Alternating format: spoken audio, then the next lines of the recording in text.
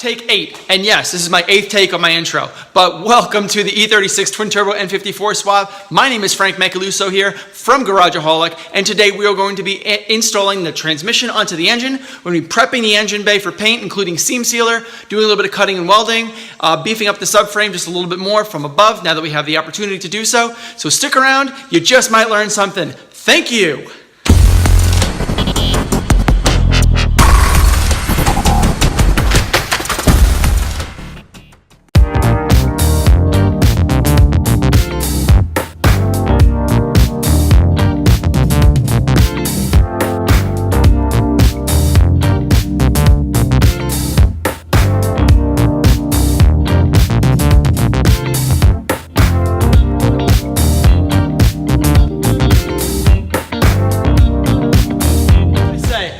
This was probably one of the easiest transmission installs to any engine bell housing I've ever done.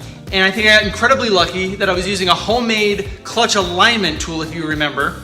And then that ends up going into there and uses it to center it and align it. In order to center that clutch, this thing just went right in like butter. I got so lucky. I thought that this was gonna take an hour to do. It ended up taking me 6.5 minutes. Everything is tightened up. All of the Torx bolts are tightened up, so this thing is solid. I'll put the clutch slave cylinder on as well, so I don't have to do that while it's in the car. And then we can move on to the next. Good stuff. You're probably asking yourself, hey, why is Frank wearing glasses? And why does he have this ear safety protection installed in his ears? The reason is because I gotta cut this frame rail yet again. Why? Because we gotta make some room for the charge air. A little bit easier than it is to modify an aluminum tube to fit.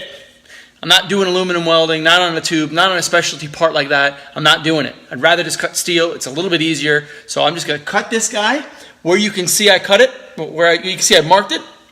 I'm actually gonna move a little bit forward so I have the clearance that I need in order to truly make it. This is where the engine bracket will end up sitting, and this is where I'm gonna end up cutting. So all I'm going to do today is cut. I'm not going to re-weld, but I will re-weld later on in the video. All right? So enjoy me cutting some more metal.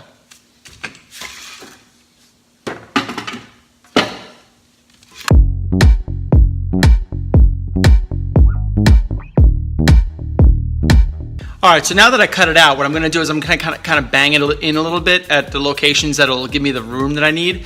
And then when I do that, then it'll allow me to easily just make that little curve in to make the room that I need for that pipe.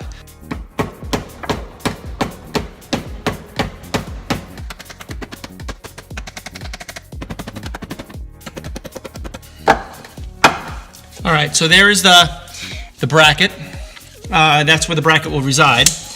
So a couple inches behind that, and I need at least 2.5 inches of clearance.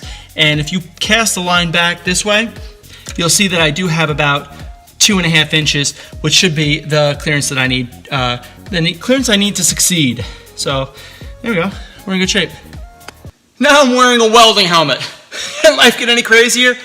Well, look, I know I said I'd be doing this later on in the video, but screw it. Let's just do it now. Let's just live life, huh? Let's just. So here's the cut piece that I cut out, and what better piece to replace this with than the one that I already cut out. So I banged all this back, kind of mudged it in a little bit. Mudging is a word. I'm using it, I'm coining it. And this guy will end up going in its place, but it'll be sunken. It'll be sunken back further. So what I want to do is I want to basically clean all the surfaces. I want to get this thing tacked in, and then the welding part is easy. So let's do it, huh? Yeah. Let's do it. I think you guys can probably see where I'm going with this. This guy has been pushed in. You can see how much has been pushed in, probably about a good solid inch. And stick your finger in that hole there, which is nice. That's what she said. And you just kind of bring that back, and then we'll end up banging it back in after everything's welded, and seam seal everything and get it all looking at least halfway decent.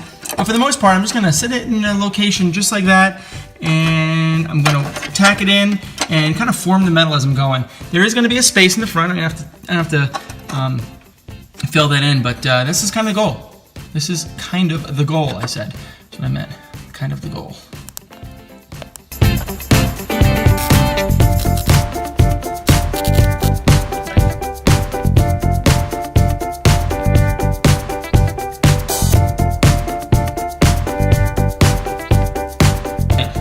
This panel is now cut.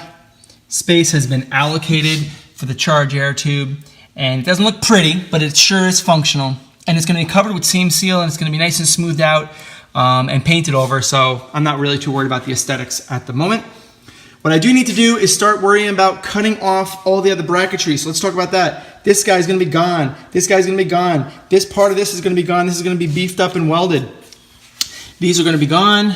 Well, not gone, but I'm going to try to see what I can do to replace this. This installation is NLA / hard to get / very expensive. Not sure exactly which one or in that order.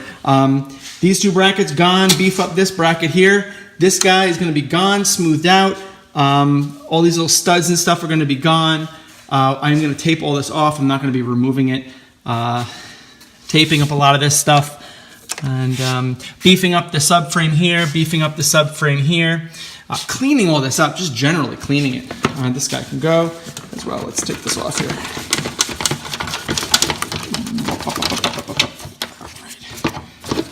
It is functional and useful, but do not need it.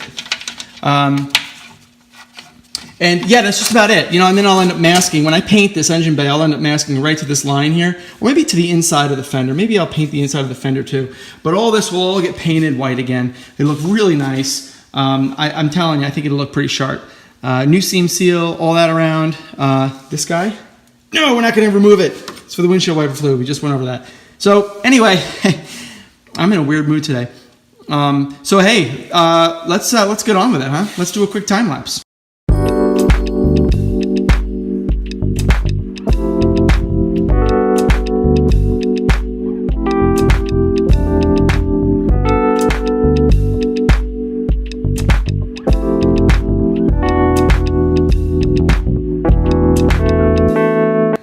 I will clean up these seam welds that I ended up removing.